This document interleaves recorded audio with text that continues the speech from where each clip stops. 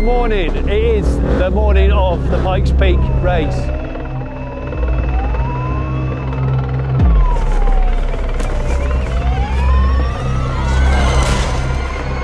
And he's off. There he goes. Romain Dumas. Holy smokes. That is one extremely fast car. Unbelievable. Did you just see that? There goes the chase helicopter. It's just blitzed it. And he was really hugging that curve as well. There you go. VW built this car in under 8 months specifically to conquer this hill now. This is their one shot at it. Are they going to do it? Is Romain Dumas going to be not only the fastest EV to have ever gone up the race of the clouds, is he going to be the fastest car? I can't wait to find out. I've got goosebumps just thinking about it. What is going through that man's head?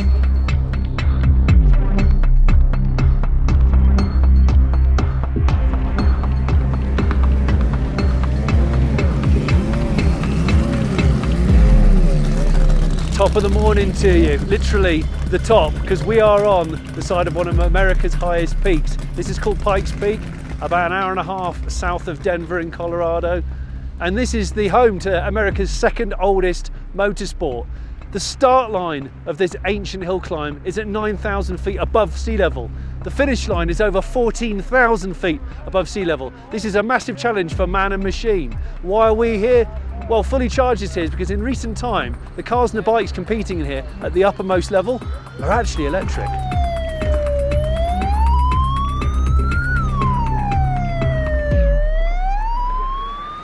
This is the VW I.D R Pikes Peak. It's a completely ground up bespoke electric race car that VW have brought here, built it in under 8 months apparently, to try and conquer the race to the clouds. What's interesting in Pikes Peak is you have this now big pistons versus EV challenge, and what EVs are very good at is not being totally affected by the huge altitude change, which changes both humans but is also really hard on piston powered cars because the air gets thinner, which means there's less downforce, and also the air going into the engine is thinner, which means the car produces less power the higher it climbs. EVs, different story. So like a piston car will suffer from power loss as it climbs and climbs and climbs and the air gets thinner. Yep. Are there any challenges which you face with EV in that way? Yes, because the electric motor, for him it doesn't matter what air pressure and air density we have. No. So the performance is always the same. But I mean, also this car needs cooling. Yep. Yeah. So the cooling is also less with lower air density. So the cooling for the brakes, the cooling for the electric motor, and all equipment which needs cooling. They're all suffering also from this lower air density. Left the starting line until the time it was out of sight. Unbelievable. 9,000 feet above sea level. 9,390 feet is the start line. And remember, it's a rolling start. So they start from around this corner. It's as fast as you want to commit before you go under the gantry and you're off.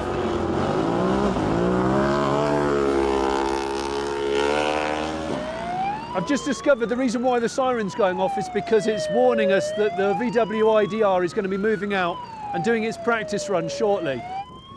Here it comes.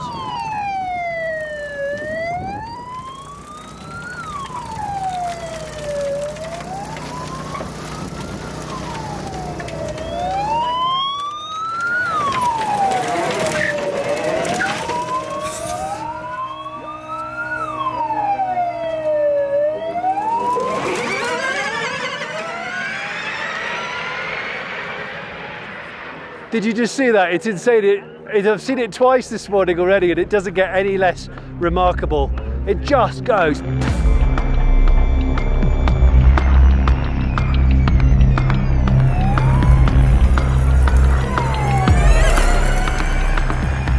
Pikes Peak is over 12 miles and 156 turns. So as a driver, you've got to really learn it. And that's in combination with the huge change in altitude. And you see this ribbon of tarmac as it goes down and down and down. And this part is called the Devil's Playground. And that's because you look at a lot of those turns, they don't have safety rails on the corners. If you lose control, you genuinely are just flying into oblivion.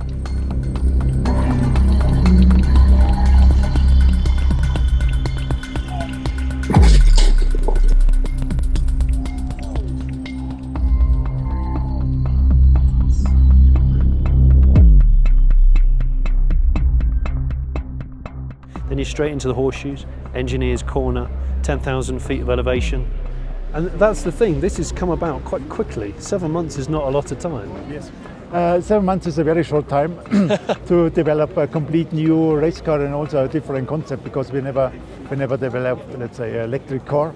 And also for this specific event, overall it was a very challenging project, but it was very nice. And you've obviously picked a pretty good handy driver to try and set the world record. So we have the best driver for this event, because he knows the track very well. He knows each corner, and he even knows if a bump has disappeared or if there's a new bump on the track. Does he? Yes, he is very good in this. Wow.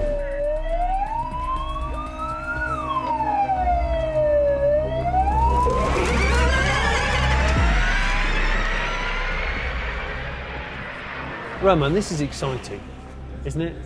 Three times Pikes Peak winner already. You've won 24-hour Le Mans twice. You know the hill climb really well. And I heard you saying earlier on today that the best car for Pikes Peak was always going to be electric. Exactly. Yeah. The last 5 years, we won the 3 times with my own team. Yeah. That we developed our own car. It was really exciting to do that, you know. Yeah. Okay, even when you're a factory driver for now nearly 15 years with Porsche, I always like to do on the side some crazy stuff. So Pikes Peak was the best for that. But last year when I get a phone call from Volkswagen to say, okay, we have a plan for Pikes Peak, straight away I said, yeah, that could be nice. And when I heard it would be electric, I said, that is the best. And Romain Dumas is coming into view. He is coming. Can you see him right there, Dave? Just came around. He came around the corner and is now headed into the Glen Cove. On this project, we started with, let's say, with quite a lot of simulations, what we did. Yeah. And from the simulations, then we defined the car, how in general it should look like, and then we started to develop it. The aerodynamic will be very important, so this is also... Because the aerodynamics on Pikes Peak are like no other. They're like no other event, are they? I mean, as we stand here, I mean, on 4,000 meter, we have about 40% less downforce compared to sea level. 40%. 40%, yes. Is it weird for you, having worked in F1 where engines are very loud and very beautiful, and WRC where you're trying to get as much power from a small engine as possible, moving into this world of EV, there's different challenges. Yes. Is it as exciting, or is it more exciting for you? I think overall it's really very exciting, because when you see the power density of electric motors and electric drives, it's amazing. And the torque ability and it's a big step compared to a combustion engine. Yeah. Ski area gives you an idea of what happens in winter. 11,000 feet, Glen Cove. Now it starts to get technical at 12,000 feet. Double cut, the W's, the 16-mile point, Devil's Playground. There he There is, he is, right just there. above Glen Cove, going into the Cove Creek area. There's only a handful of spectators in Cove Creek, and boy, they're getting a view right now. Do you think that this car will use some of its DNA to become an I.D, like you were saying, something we can buy? Yeah, I mean, That's surely the point. yes, it's just a matter of time. I call it nearly a revolution today again in the automotive world. If you see what's happening and where all the brands are going and where they are also pushed at because of governments deciding things, it's just a matter of time when these kind of things from us, from Formula E, will come in road cars. The helicopter straight below us at 16 Mile. And everybody at 16 Mile is standing on their feet, waiting for Romain Dumas. For me personally, this is a proper bucket list event, because I remember watching some of the Pikes Peak footage from the 80s and 90s when it was properly dangerous and mostly led by rally cars. If you ever get the chance to see it, there's an iconic short film called Climb Dance with Ari Vatanen, a Finnish World Rally Champion, driving a Peugeot 405. A Peugeot 405 like you've never seen one before. Up here to the tune of some relaxing piano music, and he is going absolutely balls out. And he's got his hand as a sun visor, because there's no sun visors in the car, controlling it with one-handed right on the edge of all of these treacherous drops. It's just phenomenal.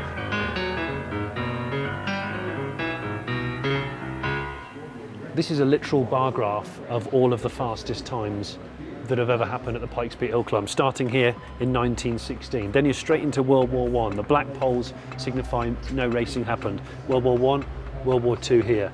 And then the red numbers were record-setting numbers. Sebastian Loeb, this is an important bar for us this weekend. Peugeot built a car for Pikes Peak specifically and came and smashed the record. 8 minutes, 13 seconds. That is what Volkswagen would love to smash this weekend. That's the fastest outright car on the mountain until now. That is an unbelievable run. What do we have for time to hear? You know, you guys, this is of course a completely unofficial time. This is unofficial, but we had it at 5:52, 5:50, 5:52 to 16 miles. Again, a completely unofficial time. I understand that a lot of people are, let's say, afraid of electric cars, first of all. And it's this thing that we have to bring to people to say that electric can be fun. And yes, there is still some work to do, but it is the future, and that we have to accept that. Like when my father went from his 16-watt phone that he brought into the car to today an iPhone, and that's not that long ago. No.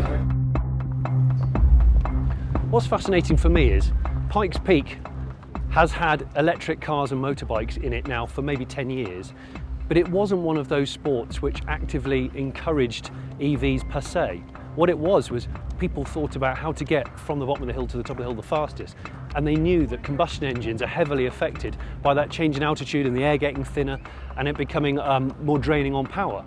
So people thought, well, why don't I use electricity? Because electric vehicles aren't affected by that. And that's what's happened in this particular sport. Most other sports have had to embrace EVs because of government legislation and zero emission encouragement and all that stuff, but Pikes Peak's different. People have just gone, do you know what? Maybe electricity is the best powertrain to conquer the hill.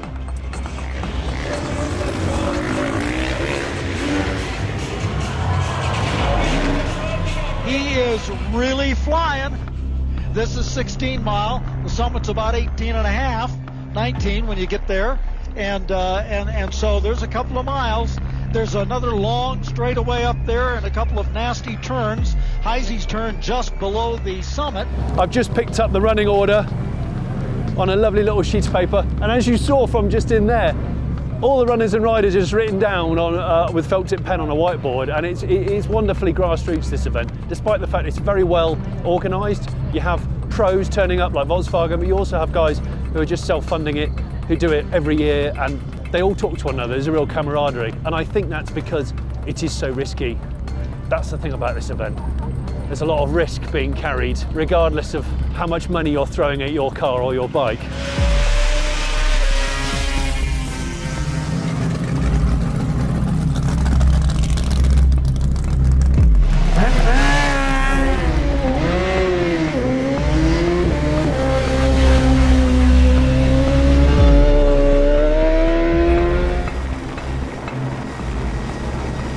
Really digging in, look. The compound is so soft. Look at that. They've only got to last 12 and a half miles. There's another long straightaway up there and a couple of nasty turns. Heisey's turn just below the summit. I'm now rushing over to the VW hospitality area because I can follow its progress there. There's a lot of anxious Germans stroking their chins and chit-chatting as the I.D R launched off the line there. If he comes in at under 8 minutes 13, which is the hope, that makes it the fastest car ever on the hill.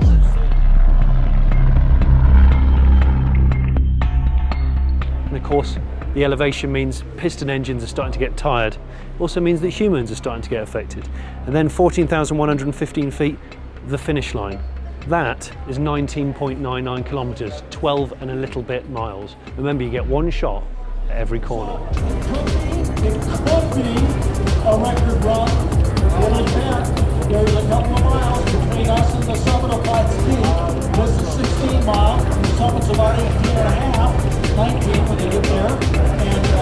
And so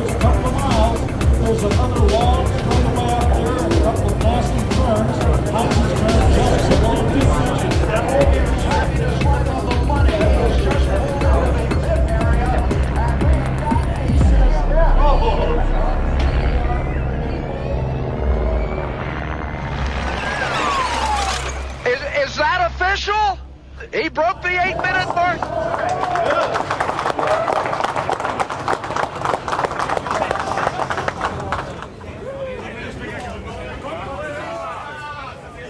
So it's just been confirmed then. 7 minutes, 57 seconds. Dumas absolutely smashed it. So what was Sebastian Loeb? 8 minutes 13? Under the 8-minute mark, never been done before. That's absolutely incredible. That's incredible. So whilst the hills are alive with the sound of pistons, actually the fastest car that's ever gone up to the top of there, to the top of Pikes Peak, the Race of the Clouds, is now a Volkswagen that's electric. This is VW's tent. This is the tent of a world record holder. The tent that is housing the car that we've just seen smash the Pikes Peak world record. Insane. I have the t-shirt to prove it. I've had it written on by one of the VW technicians. 7 minutes, 57 seconds, 0.148, with an average of over 90.5 miles an hour. And when you look at those hairpins, you wonder how 90 mile an hour average is even possible.